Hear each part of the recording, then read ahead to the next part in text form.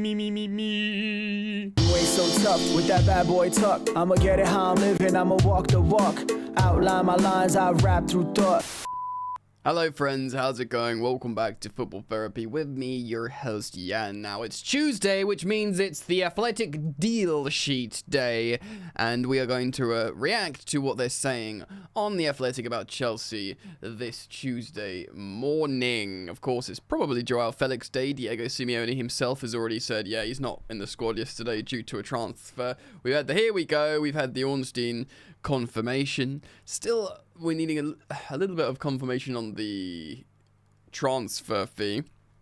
I think ultimately, whatever it is, whether it's 35 million quid, whether it's 45 million quid, you know, for the reasons I've been going on about on the channel recently, I think it would represent excellent value for a 24-year-old superstar with you know, massive marketability, technical skill, and the desire to play for Chelsea with the willingness to reduce his wages. Now, I've been very firm on my position of I didn't look at this Chelsea team and think we need Joao Felix, but here we are. I'm very excited about the transfer all the same. I do also want to spend a little bit of time speaking about the booing of Maresca at Stamford Bridge. Of course, that was going around the media, certainly social media, people talking about that, discussing that. So I'll spend a couple of minutes, I guess, on it. I don't know if it's going to be in the Chelsea segment of the deal sheet, but the Athletic are reporting, like, to the point where my head hurts, that Manchester United, people at Manchester United, are expecting Chelsea Football Club to make a move for Jadon Sancho.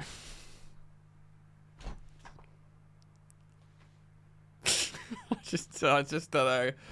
Wide attacking, you know, wingers, midfielders. And he's on, just before we get into it, he's on silly money, bro. And he is absolutely, unless he's going to literally less than half his wages, he ain't coming in. But we'll see what happens. Yeah. Thank you for joining me as always. Thank you for the support. Thank you for liking the video. If you do like it and want to show some support of your boy over here. If you do like the content, why not subscribe? If you choose to do so, hit the bell, baby. Let's go. Alright, so let's start off with these Maresca boos. And look, there's some stuff going around social media of Maresca reacting to some groans, like looking a bit exasperated, like probably from his position, like it's the first game we've just started, we're trying to learn the system. And some of the Chelsea fans at Stamford Bridge have come under criticism from certain sectors of the media. Of course, it was social media. There's been a lot of reaction to this. I know on the Athletic Chelsea podcast, Liam Toomey was referencing a little bit, like, you're going to have a lot of this. So I want to give my 2 cents on it. Firstly, generally me as a football fan, and everyone can do what they want as football fans, provided they're, like, you know, not being discriminatory, like hateful or abusive. You know, you can express yourself, you know, and you can swear and, you know, moan and shit. You can do what you want. It's the theatre of football. It's like, you know, it's like the Colosseum. It's like the modern day Colosseum. Like, I'm down. That's what makes it great in many ways. But me personally, I would never boo a manager. That's just me. A Chelsea manager. For I did go to games for, you know, growing up and for a long period a couple of years ago. It was probably my sort of most densely populated time of going to Stamford Bridge. You know, I never would do that personally. But the truth is, man, the Chelsea fans have been through so much, right? They have. And rightly, Chelsea fans by some non-Chelsea fans have been praised for their patience. Now, I listened to a podcast called The Football Ramble. I think it's excellent, it's funny, it's informative. The host, Marcus Speller, has reiterated, who's a Fulham fan, has reiterated on a few occasions he thinks Chelsea fans have been immensely patient. Like, we've been through, like, you know, the Tuchel sacking. There was, you know, maybe a bit of, like, I don't know, like, there was no real protest. There was like an understanding. We went through the Graham Potter disaster. The Frank Lampard vibes return was understood, but it was pretty disastrous in its own right. And Pochettino was one hell of a ride. Never really bonded with the fans, for, you know, fair enough. Was very chaotic. We did well in the end, and it was like a strange season, wasn't it? because Pochettino, he did have the smaller dressing room. He did have the pre-season. He did have the no European football. His ride was the opposite to Graham Potter's. And we didn't sack him. There was a mutual parting. So, there's a lot going on. There's been a lot going on. And Maresca, I did say before we signed him, although I sort of see it and I'm fine with it and I hope it does well, I did sort of say early doors that I wonder if there could be parallels with Maurizio Sarri and, how he's so wedded to certain elements of his philosophy that people might moan at it or whatever. Do you know what I mean? The first day at Stamford Bridge is a little bit, but I just don't want. I'm just so reluctant to dig out these Chelsea fans that go spend their money, go and watch what they've been watching for 2 years now, after what they've been used to, being very patient. The Chelsea have also got an excellent away support. And, they can do what they want, sort of thing. I don't think it's helpful, but, Maresca, you're in a privileged position, mate. You are. You are. I know. Fair enough, you got the cojones on you to take the Chelsea job. Good. I hope it works out. You got to roll the punches here, bro. I'm not saying he's wrong. I'm probably saying he shouldn't have to deal with that stuff. But I'm just, if there's any sort of racism, needless hate, anything of course, immediately get it out. But these exasperated, drained football fans, these guys aren't just sitting at home switching it on, going, "Oh, what are they doing?" They going, spending all their money and doing it after And I think they've been very, very patient. I do hope that they can find it in themselves to just support as much as possible, but I'm not going to be one of these do better people, do you know what I mean? Purely because I just have empathy, bro, do you know what I mean? But hopefully they can see something on the pitch where they'll be like, you know what, let's just support this, let's, stomach a few passes around the back, and let's see if we can see a vision rebuilding. So I did want to speak about that because it's been a huge talking point online. Alright, so the deal sheet of The Athletic we're going to jump into now. What's happened this week? Well, Chelsea have reached an agreement to re-sign Atletico Madrid, for Maloney, João Felix on a 6+1 deal. The 24-year-old Portugal international's move to Stamford Bridge should break the impasse with Atletico over Conor Gallagher, which, has been confirmed. He's going there, no issue, who returned to London on a private jet last week as the Spanish club stalled on confirming his fully agreed €42 million transfer. This followed the collapse, of course, of Samu to Chelsea, yada, yada, yada. We all know about that. Gallagher returned to Chelsea's common base and trained alone while the two clubs moved on to discuss a possible deal for João Felix, who will become the Londoners' 10th senior signing of a busy summer. The first competitive game of new head coach Enzo Maresca's tenure against Man City on Sunday was overshadowed, of course, by this Raheem Sterling public statement. His camp said they are seeking clarity on his future at Chelsea. Wow, we were. Well, that's obviously a story we are going to follow very, very closely as there are developments. Especially if, Felix, another wide attacker. There's a lot. In more positive news for Chelsea fans, of course, Cole Palmer was rewarded for a breakout season last campaign with a 2-year extension that will keep him at the club. He also gets more of that money, which he'll be very pleased about. Outgoing business also began to pick up steam, with 20-year-old Leslie Ugochukwu joining Premier League new boys, Southampton. Yeah, I didn't think I've mentioned that yet. There's so many outgoings already. Season-long loan. I do think that's a great loan for him. And maybe I did mention it because I think I spoke about how Lavia probably would have told him about Southampton. Of course, Diego Moreira, also 20, was sold to Strasbourg. And Hull City of the... Diego was sold to France Strasbourg, and Hull City of the Championship agreed to pay £2 million for Mason Burstow.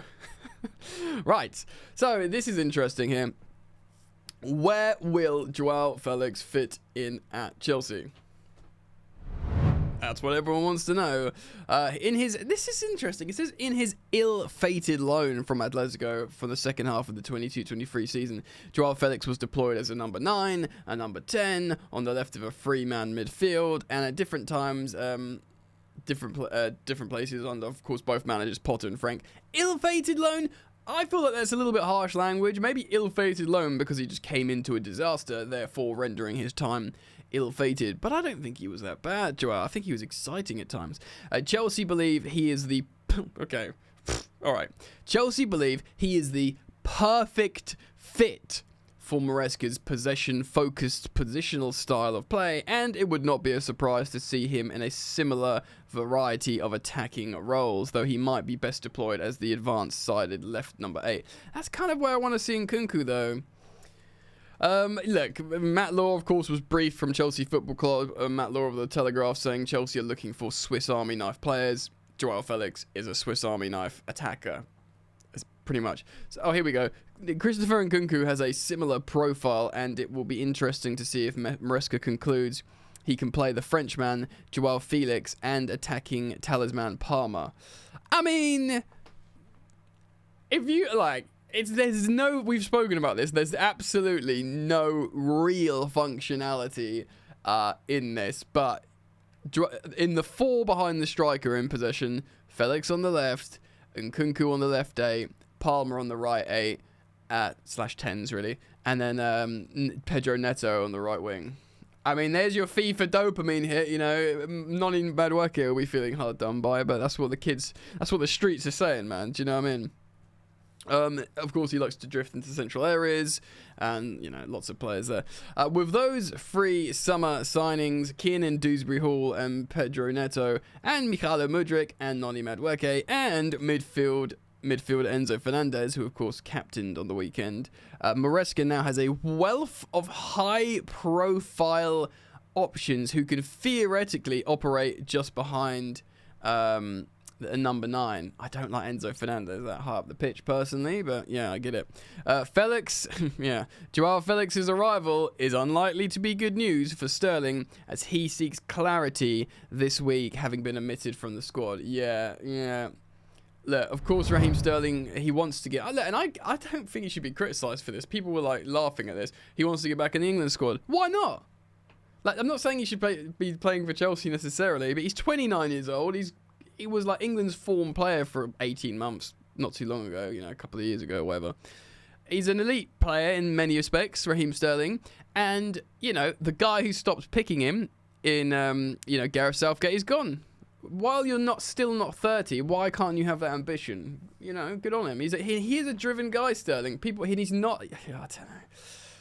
But yeah, maybe that ambition of demanding the need to play football to get back into the England squad will help Chelsea in their bid to try and sell him, because they're like, well, you're not going to play here, mate, so you're going to have to agree to go somewhere else.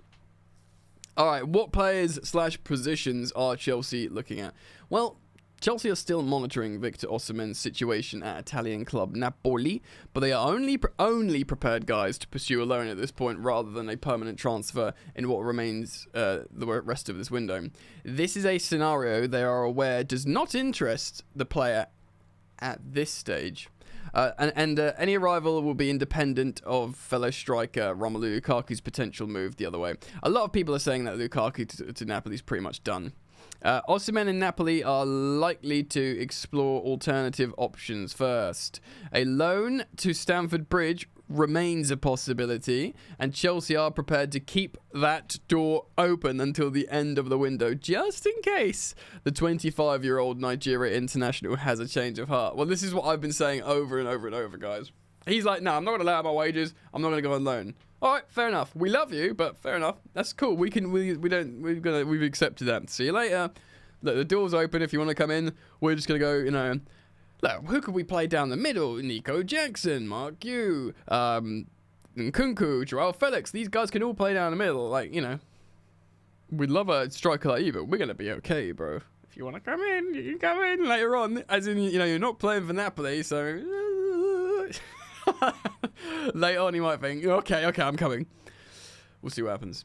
Meanwhile, Chelsea are expected to confirm that they have reached an agreement with Genk to sign 19-year-old goalkeeper Mike Penders. Well, if there's one thing you could say about Chelsea at the moment is we don't have enough goalkeepers. I haven't actually looked at this because I've just heard people say it, that we've got 8 goalkeepers.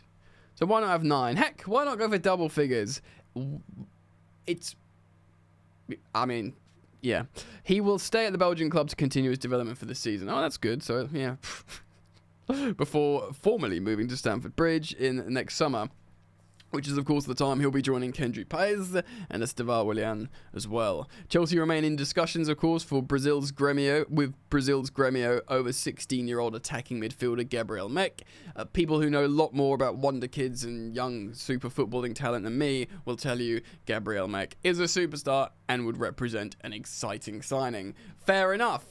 So what players could be leaving? Well, this is going to be a long list. Chelsea have rejected one offer from Napoli for Lukaku and told them they are willing to compromise on the £38 million release clause being paid in one lump sum.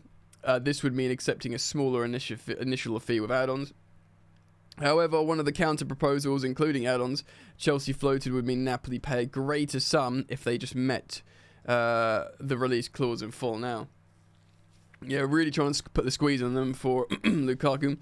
Now Chelsea have acquired Joao Felix. There's optimism. Gallagher's, of course, will go to Atletico Madrid. That will be done as far as I'm concerned. Chelsea are working on finding a solution for Sterling and Ben Chilwell. God, we are through the looking glass now. So many high-profile players flying out.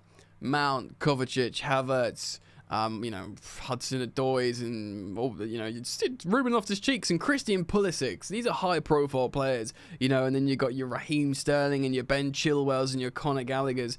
This is unprecedented. I hope it works, and I hope we build more of a... Chelsea have not been a proper team for a long time. Even when we won the Champions League, it was very vibesy with Thomas Tuchel, and it was the system that sort of did it rather than truly well-constructed squad building, And I'm hoping, all you can do is hope that what happens next with all this radical change is that we will see some of the intelligent squad building that we've seen our more successful rivals do the last 5-10 years.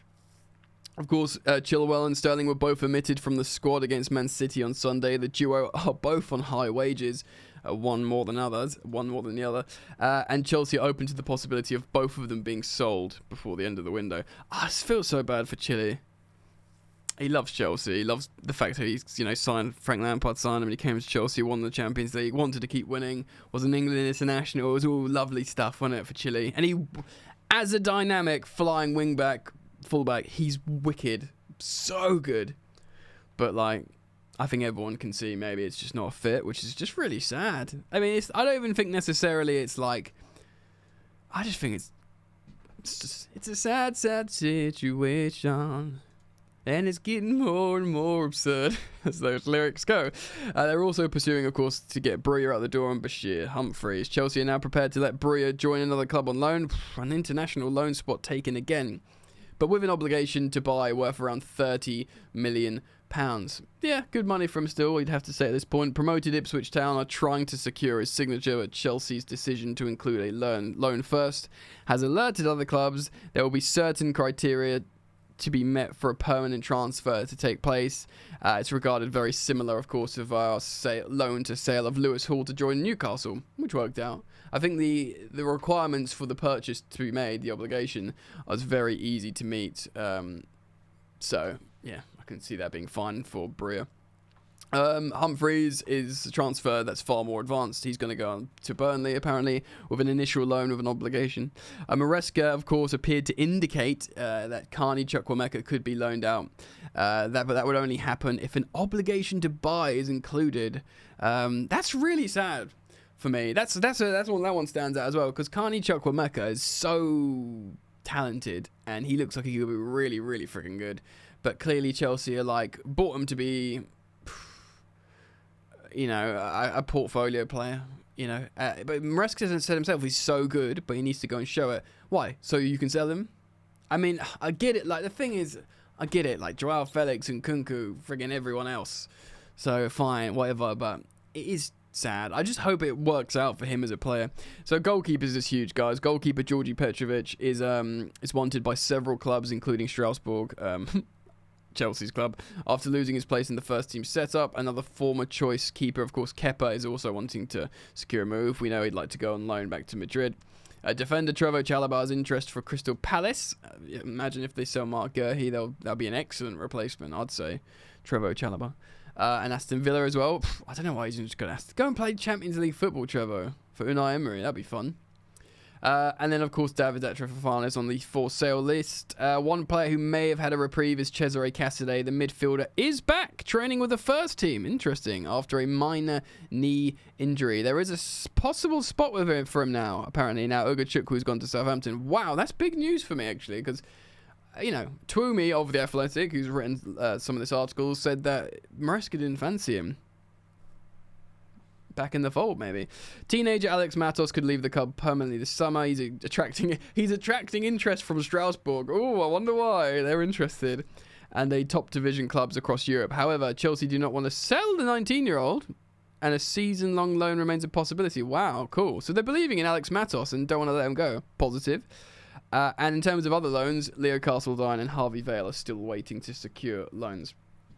Look, loads and millions of players, but to be fair to Chelsea, they got loads out the door last summer. I kind of backed them to do it again, and it does look like we've made a lot of signings, a few of them very exciting. And it's been a long video, so what do you think, guys? React to the deal sheet and everything I've spoken about. Thank you for supporting the content as always. I will always offer my commentary on what's going on with Chelsea, and if you dig it, like and subscribe. And I do hope to see you back here very, very soon. Alright, love you, goodbye.